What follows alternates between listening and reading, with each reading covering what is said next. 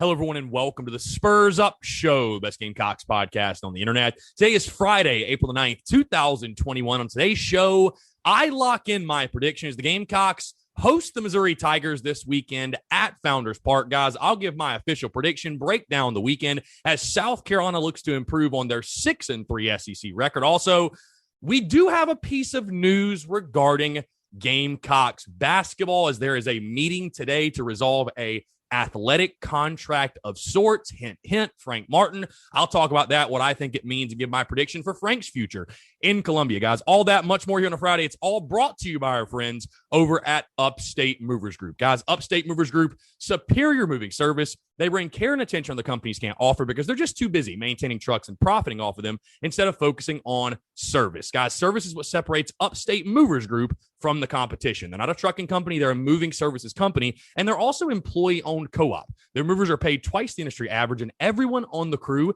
is invested in your success. They have dedicated professional crew members, and they also offer black glove service. They offer end-to-end packing services, custom crating and packaging for special items, and cleaning services as well. They're founded by Greenville natives and University of South Carolina alumni, guys, so a Gamecock-owned small business. They also offer 20 years of project management moving experience, and they can offer logistics and solutions that traditional moving companies simply do not have the skills for. Guys, whether in the upstate or across the state of South Carolina, if you have any moving needs in 2021, be sure to check out our friends over at Upstate Movers Group. You can find them on social media at Upstate Movers Group, or of course, if you have any other questions, go to their website, upstatemoversgroup.com. That's upstatemoversgroup.com. Be sure to check them out and tell them Chris from the Spurs Up Show sent you. Let's get it.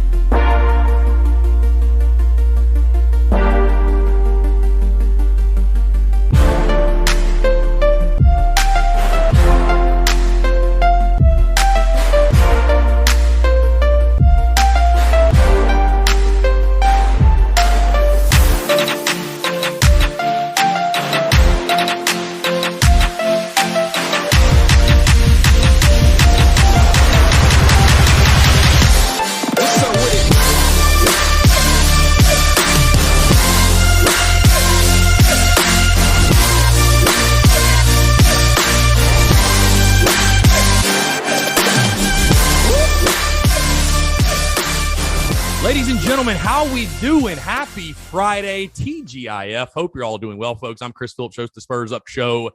As always, and I'm fired up on a Friday because, again, of course, it is game day as Gamecocks baseball hosts the Missouri Tigers at home this weekend at Founders Park. Gamecocks looking to bounce back from their midweek loss to the North Carolina Tar Heels and improve on that 6-3 SEC record. Again, folks, hope you're doing well. TGIF, whether you're in the office, you're at home, you're on the commute, maybe you got the day off, whatever it may be, you're starting your weekend early, wherever this finds you, hope you are doing well. Hope you're enjoying the Masters. By the way, I can confirm to you guys that I watched way too much golf on Thursday afternoon. Watched way too much golf, but I loved it. We all love it. It's great. I'm sure if you're at work right now and you're a golf guy like me, you're probably sitting there with you got the dual monitors, you got your work on one, you got the Masters on the other, and just kind of kicking it and hanging out and doing your thing, whatever. And I don't blame you one bit. But with that being said, we're not going to spend this entire podcast talking about golf or any of it for that matter. We're talking Gamecocks baseball as I lock in my official prediction for this weekend. Can South Carolina bounce back from that midweek loss?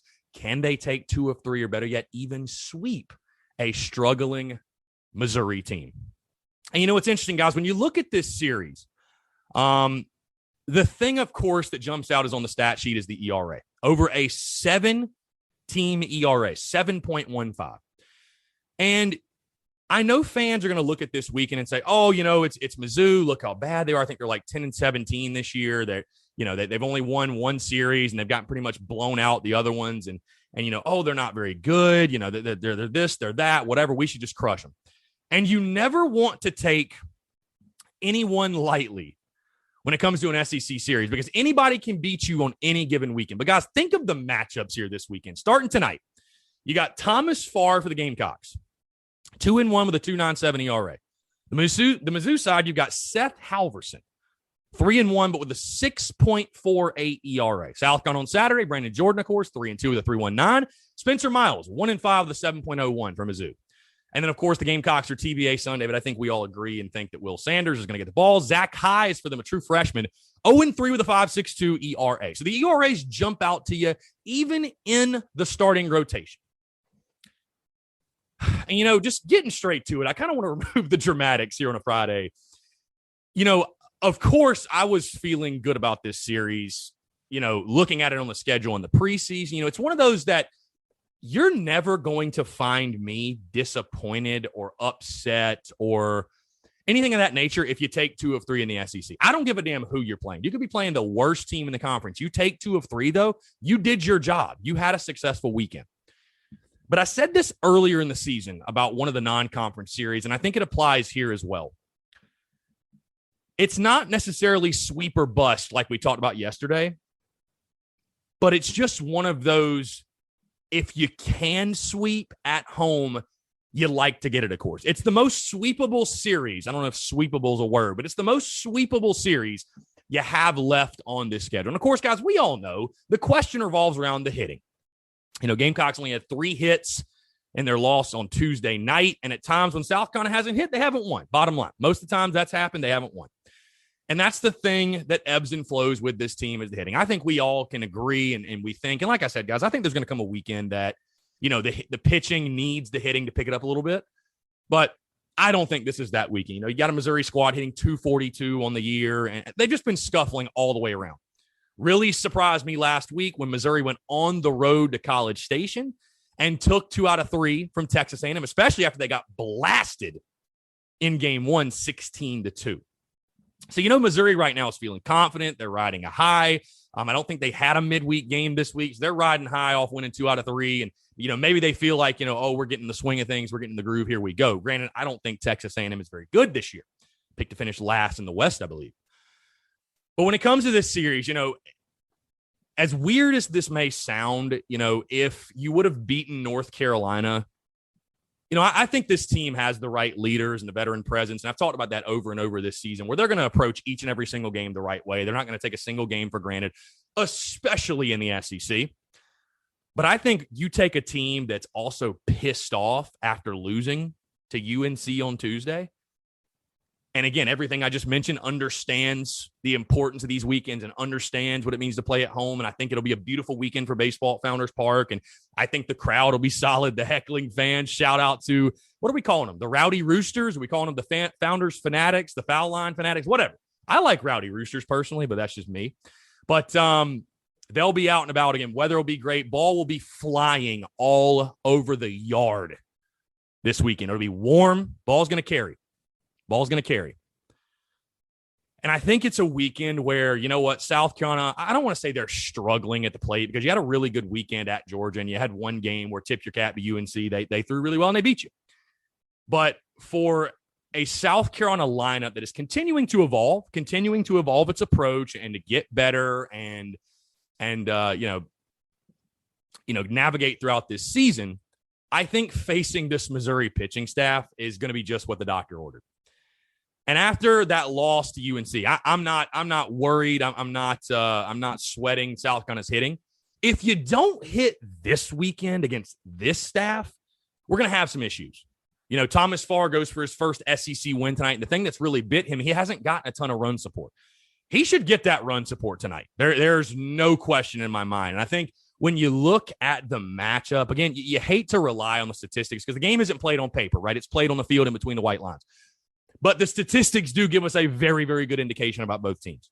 And what the statistics tell me is Missouri is struggling on the mound. There's another way to put it, 7.15 team ERA. Struggling on the mound. Meanwhile, the Gamecocks have been fantastic.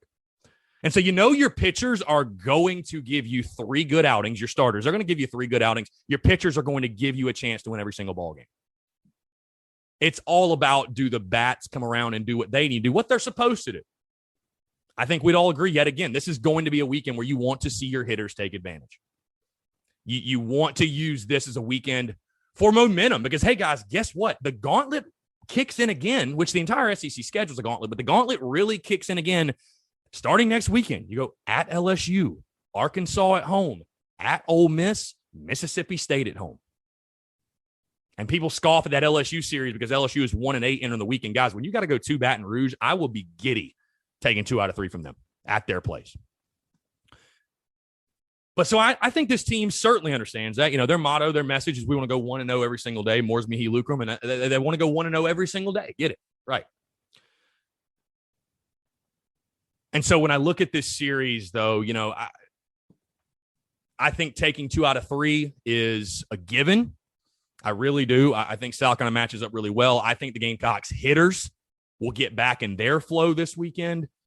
And I think the baseball is going to be flying all over the yard at Founders Park all weekend long. Again, I think this team's going to understand what's at stake. They're going to use this weekend for momentum. They're going to play their best baseball 3 straight days. And I do think South Carolina, guys, I'm going to lock it in right now. The Gamecocks get the sweep over Missouri this weekend. I think it might be interesting at times. I don't think Mizzou's going to come in and lay down. I don't think we're going to be able to just roll our helmets out there. But if South Carolina hits the way they're capable against a struggling Mizzou staff, again, I think the Gamecocks could run away with all 3 games. I think it's very, very possible. So, again, I think the Gamecocks do sweep. I like the matchup overall. Again, the game's not played on paper, and anybody can beat anybody if you catch them on the right day. But if South Carolina comes out and does what it needs to do and handles its business and plays its brand of baseball, not even worry about who the opponent is, they will win all 3 games. I have no doubt about that. So, again, I've got the Gamecocks sweeping Mizzou. I think it'll be a fun series, and I think it'll be a fun series for South Carolina offensively as well. We want to see the approaches get back to what they were pre-UNC, right, guys? Not being so jumpy, being more patient, having a true approach. I think we will see that. I think that was a little bit of not a wake-up call, but, maybe shook them a little bit, that Tuesday night loss, and you kind of go back to the drawing board and you step back and say, okay, let's get back within ourselves. Let's do what we know how to do. Let's handle our business. And I think South Carolina will be very motivated, determined, and locked in to do that this weekend. I think they'll do that. And again, I think they will win all 3 games. So again, guys, lock me in. I've got the Gamecocks sweeping the Missouri Tigers and improving to 9-3 in the SEC, which would be a fantastic SEC record at this point. Would be amazing to be 9-3 after 4 weeks in SEC play. But again, I think the Gamecocks are very capable. And like I said, guys, if South Carolina does lose one and they win 2 out of 3, it's okay. It's okay because, again, the goal is to win every single series, bottom line. But this is just one that you look at the rest of the schedule and you're like, man, this is by far the most sweepable series we have left. Let's take advantage of it. So, I think South Carolina will. I think South Carolina do that. I think they'll take advantage. I think the pitchers will continue to dominate, and I think the Gamecocks hitters are going to wake up in a big way this weekend. Going to be a lot of fun. So, again, I got the Gamecocks sweeping Mizzou. Would love to hear you guys' predictions. Leave them in the comments. Leave them, submit them, DM them, whatever you want to do. Would love to hear what you guys think is going to happen this weekend. All right, one last note, guys, before we wrap up here. We go into the weekend. It was confirmed on social media. By David Cloninger and some other South Carolina media types. This was straight from his Twitter. There's a USC Board of Trustees meeting tomorrow, a.k.a. today. On the agenda is, quote, proposed contractual matters involving athletics employment agreements. I wonder who that could be about. Yeah, it's definitely Frank Martin. My prediction is this, guys. I think Frank's going to be back. I think Frank will be back. I think they're going to give him that 2-year extension, but I think they're going to lower that buyout so low that if he doesn't meet expectations next year, whatever those expectations are, I think they should be and will be the NCAA tournament, they're going to lower the buyout to the point where they can easily let him go. But they had to extend his contract if they're going to bring him back. You need to understand that. They had to extend his contract because you can't coach, you certainly can't recruit under a 2-year deal. You've got to have that 4-year window. If you're going to sell the program to kids and to people, you got to have that 4-year window and at least pretend and make people think that you're going to be there for the next 4 years. But really what this is, guys, is USC wanted to work this and negotiate this to where it is a 1-year contract. It's a 1-year contract for Frank Martin. He's going to have the opportunity next year to get after it, to fix things, to make amends, to show that 2020 was a fluke. Or 2021, to show that this season was a fluke. And so, again, we'll see what happens. But I think he'll be back. And you know what will be nice? Hopefully today, by the time you're hearing this, the sound of my voice, we already know.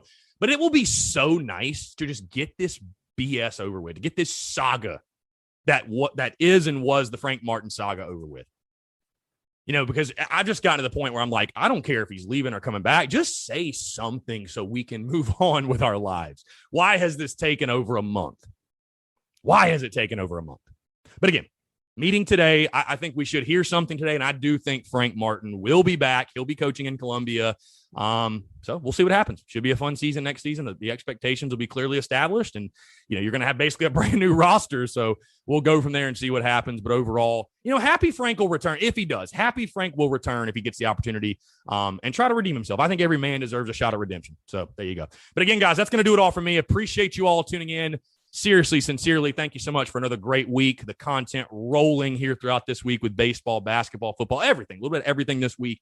No live stream watch-alongs, of course, this weekend. I'll be at 2 of the 3 games. Sunday, I am going to Atlanta to go to the Braves game. So we will not have the Daily Crow on Monday, by the way, because I will be coming back from there, and that's tentative. So you guys just hang with me. But again, thank you so much, guys, for your love, support, everything else, guys. You mean the world. You make this thing go, and I truly do appreciate it. Have a great weekend. And before I leave you, I'll say this. Go Cox, beat Mizzou, and we'll talk to you on Monday.